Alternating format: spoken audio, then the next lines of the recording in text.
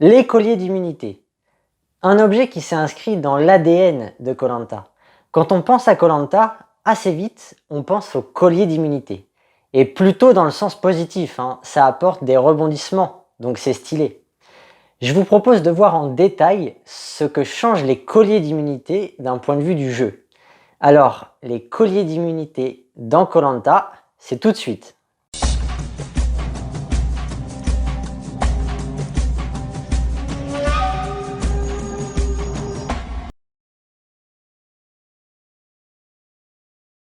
Pour commencer cette vidéo, on va d'abord comprendre ce qu'est vraiment un collier d'immunité.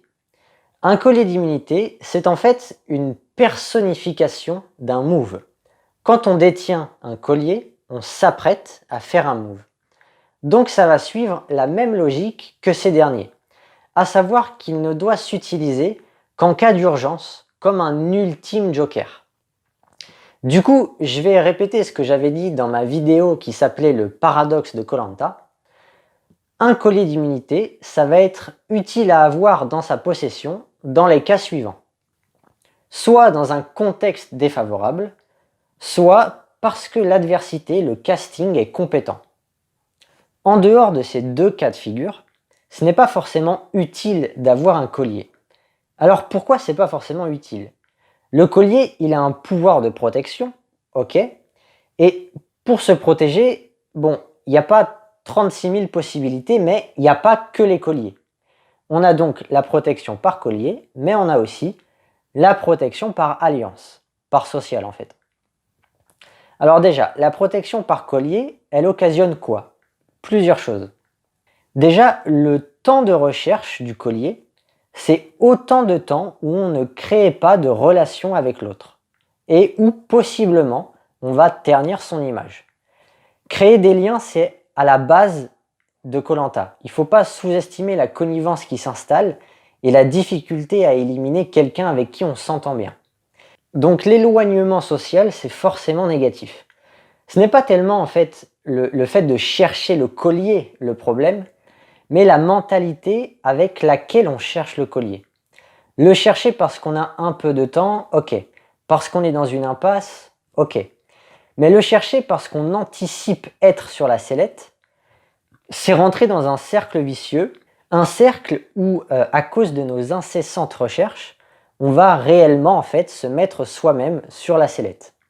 Prenez pour exemple Nathalie dans le combat des héros, qui était objectivement dans les plus faibles de l'équipe dans laquelle elle était, sportivement parlant. Après, dans sa situation, ce n'est pas mauvais d'aller chercher le collier, mais c'est juste l'excès de recherche qui était nuisible. Dans le montage, on avait l'impression qu'elle cherchait vraiment très souvent. Alors si c'est le cas, elle dessinait elle-même la cible sur son front, puisque par ses recherches, elle indique qu'elle-même s'estime la prochaine à sortir en cas de conseil. Ensuite, deuxième point, le collier va nous mettre dans la peau de celui qui va faire un move. Alors, en fait, ce deuxième point, il n'est pas très grave. Parce que, oui, c'est facile de bien jouer avec un collier d'immunité.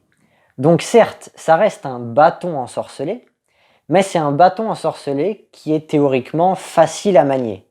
Le seul piège dans lequel il ne faut pas tomber, ce serait de s'embarquer dans une stratégie compliquée où on va dévoiler son collier et tenter des négociations. Bon là, si on fait ça, on saute les deux pieds joints dans le paradoxe de koh. On s'expose à un jugement négatif d'autrui qui nous cataloguerait comme stratège. Alors là, par exemple, on avait Victor dans la saison 20 qui avait utilisé son collier comme ça, de manière agressive. Idéalement, il faudrait le plus possible éviter la situation du type qui s'apprête à faire un move à cause du retour de bâton. Ça créera de la visibilité, de l'existence au sein du jeu et même de la perception négative si on dévie d'une utilisation classique purement défensive, comme là c'était le cas de Victor. Et là je vais élargir la réflexion à tout ce qui va nous inciter à faire des moves, comme les colliers d'immunité, les armes secrètes qui ne sont ni plus ni moins que des colliers d'immunité sophistiqués, ou encore même le rôle d'ambassadeur. Ce sont des choses à fuir dans l'idéal. La fuite de responsabilité nous permet de concilier les échelles, de résoudre le paradoxe. Ou dit plus simplement, ça permet de rester sous le radar. Tous ces rôles sont à fuir et à ne pas craindre, puisque si on assure au niveau adaptation, on ne devrait pas en être des victimes. Et enfin, troisièmement, le collier joue sur la psychologie de l'individu. Soit en l'embrouillant et en se demandant je le joue pas. Ça dépend des gens après, mais il y a des personnes pour qui ça peut fournir un stress négatif, comme par exemple Teyura. Inversement, ça peut créer un confort psychologique qui va nous donner un sentiment de sécurité. Sentiment de plus en plus fort si on possède plusieurs colliers d'immunité, et donc paradoxalement, on sera moins enclin à les jouer. Donc avoir des colliers en abondance peut se révéler dangereux car ça nous fait baisser la garde. Ça nous fait relâcher notre vigilance. Et si nos multiples colliers sont révélés au grand jour, on sera encore moins enclin à les jouer puisqu'on imagine que les autres se diront « Bon, laisse tomber, lui il a plusieurs colliers, ça sert à rien de voter contre lui. » Et on ajoutera à tout cela qu'un collier ne peut servir qu'une seule fois. De l'autre côté, on a la protection par alliance. Alors premier point, à l'inverse du collier, elle est censée nous protéger sur plusieurs conseils. Elle est durable. Deuxième point, elle prépare le présent et l'avenir, puisqu'il y aura bien des membres dans le jury final qu'il vaut mieux avoir dans sa poche. Et être allié avec eux, c'est synonyme d'entretenir de bonnes relations. Troisième point, elle réduit notre visibilité dans le jeu, ça diminue notre existence en tant qu'individu dans le jeu. Donc si on est bien au chaud dans une alliance, ça va lisser notre image. Donc en résumé, il ne faut pas perdre de vue que Koh-Lanta c'est de la vie en communauté. Donc le nerf de la guerre, c'est les liens qu'on tisse avec autrui. On peut dire que la protection par collier, elle est visible et éphémère, voire risquée, et la protection par alliance, elle est invisible et pérenne. Alors, pour l'instant, j'ai listé un portrait assez négatif des colliers d'immunité, et tout ce que j'ai dit se plaçait dans une optique théorique. La théorie, c'est ce qui résume la profondeur du jeu, et c'était pour démontrer qu'en fait, la protection par alliance, par social est supérieure à la protection par collier. Mais dans le fond, mieux vaut avoir 2 boucliers plutôt qu'un. Sait-on jamais dans la vie. Donc, ce qui semblerait le mieux dans la pratique, c'est dans un premier temps d'assurer l'essentiel, la protection par social en s'insérant confortablement dans une alliance. Et quand cela semble acquis, on passe un peu de temps à rechercher le collier. Alors, on recherche quand même de manière sérieuse, quitte à faire les choses, autant faire les choses à fond. Et si jamais on le trouve, tant mieux, c'est cool. Mais comme théoriquement on n'est pas censé en avoir besoin, on va continuer à jouer comme si on ne l'avait pas. Et continuer à jouer comme si on ne l'avait pas, ça sous-entend bien sûr qu'on ne doit révéler notre collier à strictement personne. Le collier doit rester secret de A à Z. Quand on met en application cela, quand on cherche le collier alors qu'on n'est pas sur la sellette, on va anticiper en fait les 2 cas de figure cités en début de vidéo. On anticipe soit que les événements vont commencer à mal tourner pour nous, soit que l'adversité va commencer à comprendre qu'on est un élément dangereux pour la victoire finale et qu'il faudra nous éliminer. Bien, maintenant qu'on a vu quel rapport avoir vis-à-vis des colliers d'immunité, on va voir tous les à côté. Qu'est-ce que change la présence de colliers d'immunité dans le jeu? J'ai repéré 4 axes que j'ai voulu mettre en lumière dans cette vidéo. On va parler des bluffs, les bluffs de ceux qui n'ont pas de collier, l'adaptation tactique, la cessibilité des colliers et enfin la fabrication de faux colliers. Alors on commence par les bluffs. Je vais déjà redire un des points clés que j'avais dit dans ma vidéo qui s'intitulait les moves dans Koh-Lanta, qui est que très souvent l'efficacité réside dans la simplicité. Ça signifie qu'avec la possession d'un collier, c'est plutôt mauvais signe de tenter un gros coup de bluff. Il vaut mieux juste garder son collier secret et créer la surprise au conseil. C'est comme ça qu'on optimise son collier. Alors, comme le bénéfice de garder son collier secret coule de source, cette méthode elle est très souvent appliquée. Et les coups de bluff, du coup, c'est souvent quand on est dans la situation inverse, quand on n'a pas le collier. Donc, soit dit en passant, ça veut dire que si quelqu'un vient dire « Attention, votez pas pour moi ce soir, hein, j'ai le collier », bah on peut être sûr qu'il l'a pas. Il se grille tout seul en fait. Hein. Donc à chaque fois qu'on voit les candidats prendre leur sac et partir en forêt, faire style, qui ramassent un collier qu'ils ont caché juste avant le conseil, pour moi c'est très mal joué. Alors même si en vrai ça peut marcher sur des personnes qui doutent facilement, comme des aînés à type 6, qui envisagent le pire facilement, mais vous ne serez pas entouré que d'aînés à type 6, hein, donc ça reste extrêmement risqué. Par contre, à la limite, si on veut la jouer comme ça, la version la plus efficace, encore une fois, c'est de ne pas trop en faire. On peut abandonner son équité, comme on dirait au poker.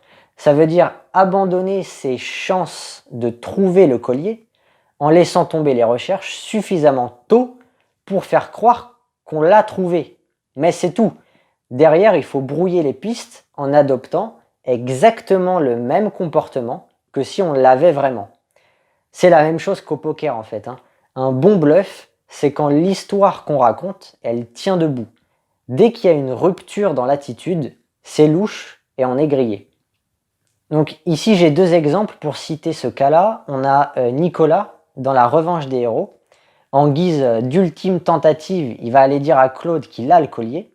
Et donc paradoxalement, en disant cela, il creuse sa tombe, comme on l'a dit. Hein. Ça veut dire qu'il l'a pas. Et on a un autre exemple, c'est Marguerite, dans la saison 18, qui part chercher son soi-disant collier dans la forêt avec son sac à dos de manière très voyante. Et pareil, hein, c'est trop voyant, donc ça veut dire qu'elle l'a pas. Allez, ensuite on va passer au deuxième point que j'ai appelé l'adaptation tactique. On va voir comment l'alliance majoritaire peut réagir à un collier potentiel dans l'alliance minoritaire. Théoriquement, la potentielle présence d'un collier au sein de l'alliance minoritaire, ça oblige les autres, qui sont majoritaires, à splitter leur vote, à diviser leur vote. C'est une technique facile à comprendre, mais justement, ce qui est intéressant, c'est que dans la pratique, elle peut se révéler plus difficile à appliquer que prévu. Pourquoi ? Car cela nécessite une seconde tête à abattre. Et là déjà, rien que ça peut bloquer. Parce que personne ne veut dévier du vote originel, qui est de voter contre la personne qui a potentiellement le collier. Donc il faut trouver un accord, et on n'est pas à l'abri que machin souhaite garder bidule, ou que truc a fait une promesse à bidule.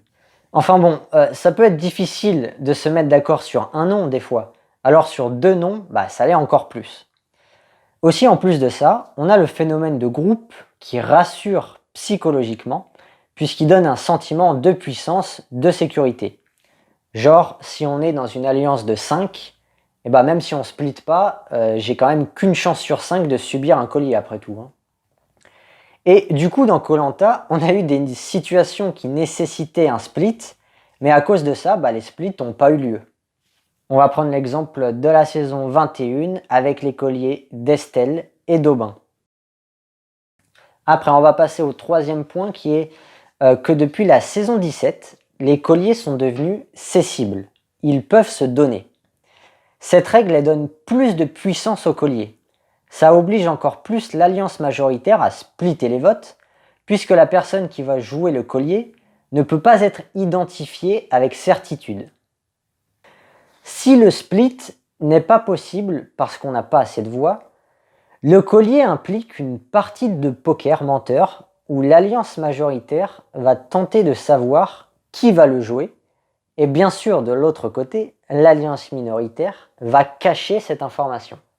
Si on se met à la place des membres de l'alliance majoritaire, la situation est du coup plus compliquée. Avant, la difficulté c'était la question « est-ce qu'il en a un ? Est-ce qu'il va le jouer ?» Et depuis la cessibilité des colliers, la question ça va être « qui va le jouer ?» Dans la situation d'avant, pour être sûr de ne prendre aucun risque, il suffisait de voter contre quelqu'un d'autre. Point final.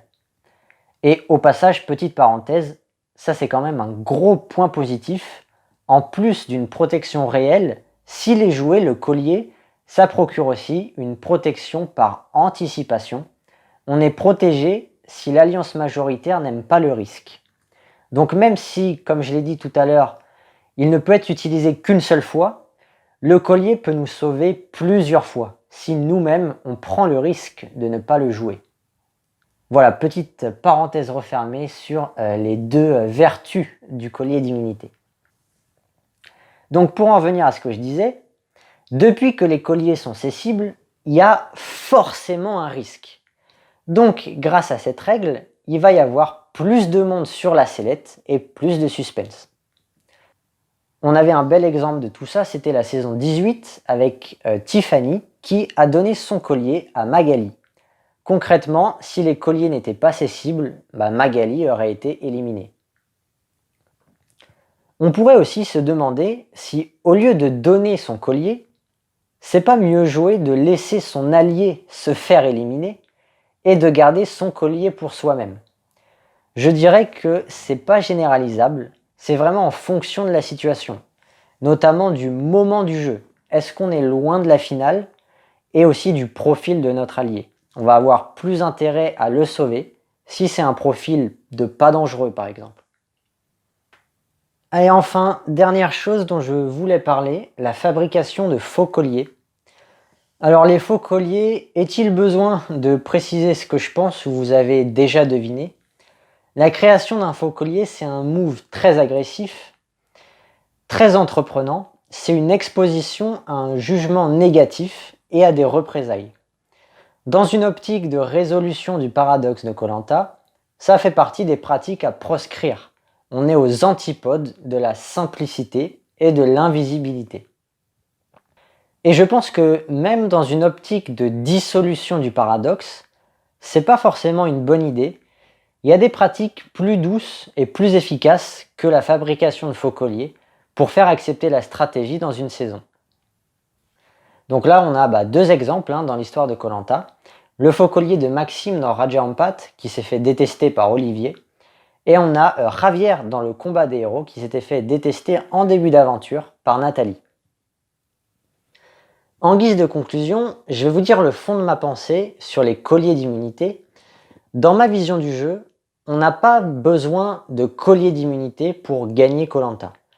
Ou alors vraiment, c'est qu'on s'est retrouvé dans les deux cas cités en début de vidéo, soit avec beaucoup de malchance, soit avec une concurrence qui a une conscience stratégique élevée. Sinon, non. Avoir besoin d'un collier d'immunité, ça voudrait dire qu'on a raté quelque part notre adaptation. Donc vraiment, l'idée pour moi, c'est que si on joue bien et que le contexte ne nous est pas si défavorable que ça, les colliers d'immunité, on s'en fout. On devrait ni en avoir besoin, ni les subir. Parce que moi, en fait, ma philosophie de jeu, elle est stratégique, mais elle est centrée sur la gestion de l'image. Et avoir un collier d'immunité, ça procure un avantage en termes de move. Mais donc, potentiellement, si on suit la théorie du paradoxe de Koh-Lanta, ça peut aussi nous donner un désavantage en termes de gestion de l'image. Bien, et bien voilà, on est arrivé au bout de cette vidéo. J'espère qu'elle vous a plu. Si jamais c'est le cas, vous pouvez mettre un pouce bleu. Dites-moi toutes vos réactions et ce que vous pensez de ce que j'ai dit dans cette vidéo dans les commentaires. Et moi, je vous dis à la prochaine. Maratane!